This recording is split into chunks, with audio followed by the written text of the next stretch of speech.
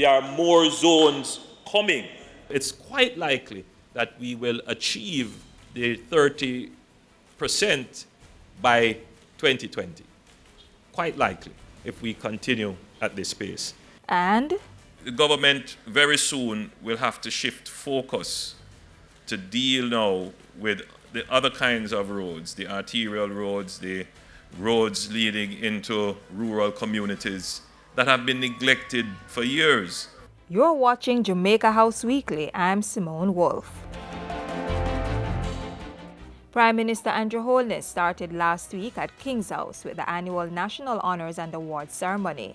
At the Heroes Day function, the state honoured Jamaican men and women who had given stellar service to the nation. By Tuesday, the Prime Minister was in Parliament seeking extensions of the state of emergency and zone of special operation in St. James. The extensions were granted, with the state of emergency in effect until January 31, 2019, while the zone of special operation at Mount Salem continues for another 60 days. Mount Salem was the first zone declared, and its September 2017 establishment was followed by Denham Town in October the same year. Basically, the two zones that we have are what we would call now the test cases.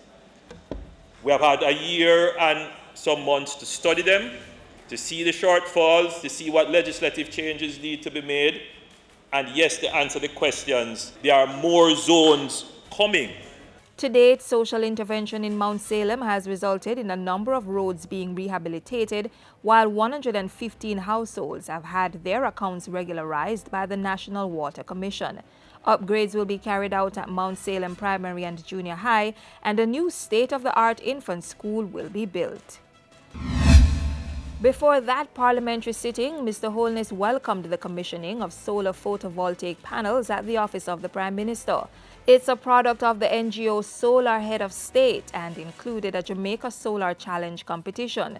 Mr. Holness used Tuesday's function to announce that Jamaica was on track to achieve 30% of its electricity from renewables within 2 years. This would surpass the target of 20% by the year 2030. We now have a combined supply of just about 120 megawatts of renewable electricity power, which is currently in our grid.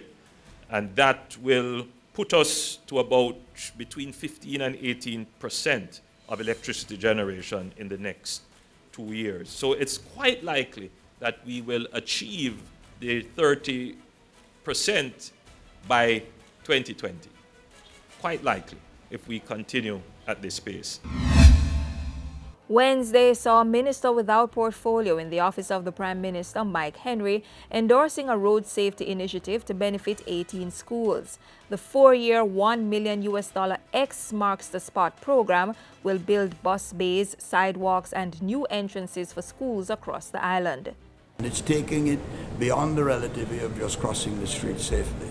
It's taking it into how you integrate culture, how you integrate history, or integrate the development, which should be so important to us all, but is not necessarily done. Hazard Primary in Clarendon will be the first to benefit under the Road Safety Initiative. Minister without portfolio in the Ministry of Economic Growth and Job Creation, Darrell Vaz, was also on the road Wednesday. At the inaugural National Biodiversity Conference, he said the state would, in this financial year, advance work to have the Black River Morass, Pedro Keys, and surrounding waters declared protected areas. With the declaration of these areas, approximately 18.1% terrestrial and 16% marine area will be under legal protection.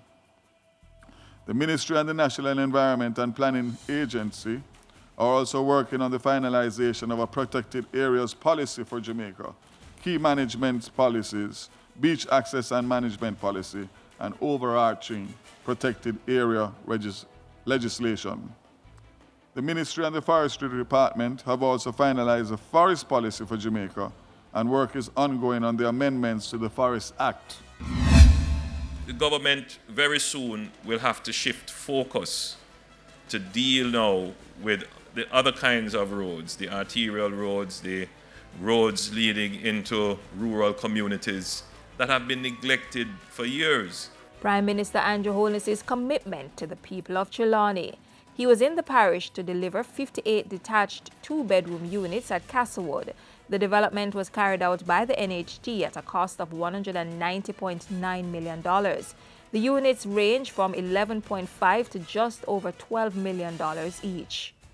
If you look at what the NHT is doing with its interest rates, if you look at the various grant programs that are there, and the other kinds of loan initiatives, the NHT is doing every single thing possible while maintaining its financial integrity to give you the opportunity to own your own home so that you don't have to go and develop any informal housing solutions.